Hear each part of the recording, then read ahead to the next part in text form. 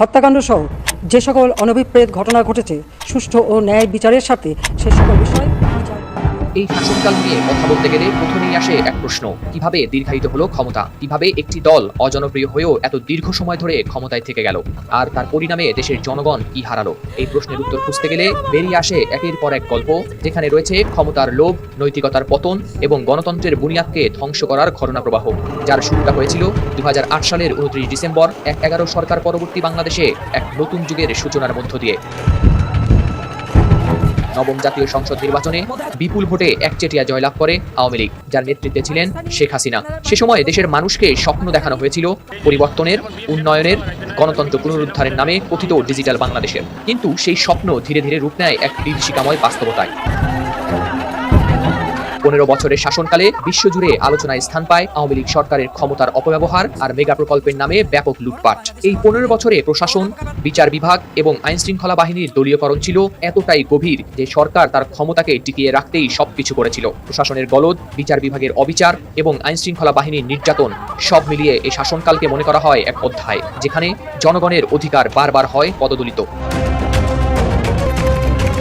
এই শাসন ব্যবস্থার পেছনে ছিলেন কিছু উচ্চপদস্থ কর্মকর্তা, যারা সরকারকে ধরে রাখার জন্য করেছেন নিজেদের ক্ষমতার অপব্যবহার। তাদের মধ্যে অন্যতম ছিলেন এইচ.টি. ইমাম, যিনি প্রশাসনকে দলীয়করণের মাধ্যমে প্রভাবিত করেছিলেন নির্বাচনকে। 2014 সালে তার স্বীকারোক্তি আজও দেশবাসীর মনে গেঁথে আছে, যেখানে তিনি বলেছিলেন কিভাবে প্রশাসনের সদস্যদের ব্যবহার করা হয়েছে নির্বাচন পরিচালনার কাজে।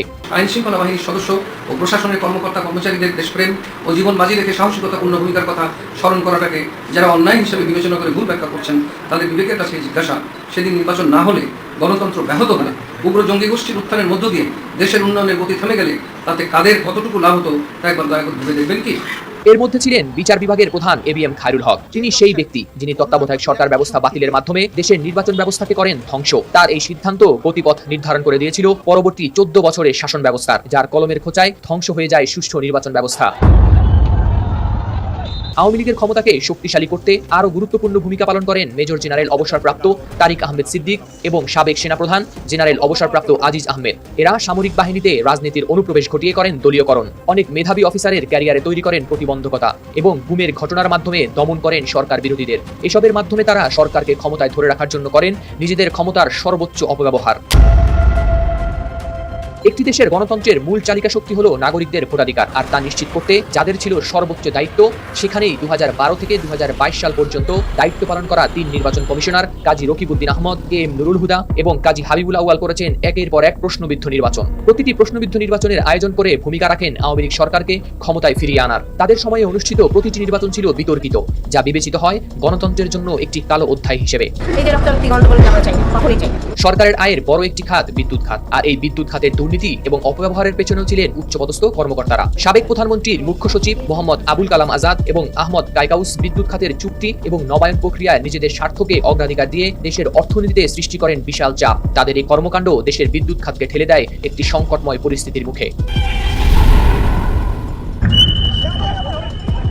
সরকার তার ক্ষমতা ধরে রাখতে তৈরি করে জাতীয় টেলিযোগাযোগ পর্যবেক্ষণ কেন্দ্র এনটিএনসি, যার যাত্রা শুরু হয় 2013 সালে।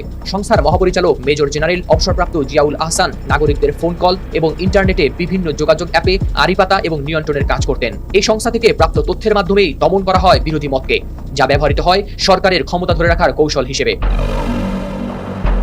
আওয়ামী লীগের ক্ষমতা ধরে রাখতে পুলিশ বাহিনীর ভূমিকা ছিল অপরিহার্য। IGP A K M. শহীদুল হক, বেনজির আহমেদ এবং মনিরুল ইসলাম এ সময় দায়িত্ব পালন করেন। তাদের নেতৃত্বে বিচার বহির্ভূত হত্যা, গুম এবং বিরোধী দলের উপর নিপীড়ন নিয়মিত ঘটনা হয়ে দাঁড়ায়। শেখ হাসিনার বেসরকারি শিল্প ও বিনিয়োগ উপদেষ্টা সালমান এফ রহমান তার ব্যবসায়িক সুবিধার জন্য সরকারের সঙ্গে সম্পর্ক গড়ে তুলেছিলেন এবং তার ব্যবসা প্রসারিত করেছিলেন। তাকে স্বজনতোষী পুঁজিবাদের একটি বড় উদাহরণ হিসেবে দেখা হয়। প্রোটেকশন কাউকে দেওয়া হবে না, তো সেটা তো আমরা এই 15 বছরের শাসনকালের পরিপ্রেক্ষিতে দেশের জনগণ আজ অপেক্ষা করছে একটি নতুন দিগন্তের সূচনা দেখার জন্য, যেখানে ফিরে আসবে ন্যায় বিচার, সুশাসন এবং মত প্রকাশের স্বাধীনতা। জনগণের আশা, ভবিষ্যতে এমন একটি সরকার আসবে যা জনগণের জন্য কাজ করবে এবং দেশের গণতান্ত্রিক মূল্যবোধকে পুনরুদ্ধার করবে।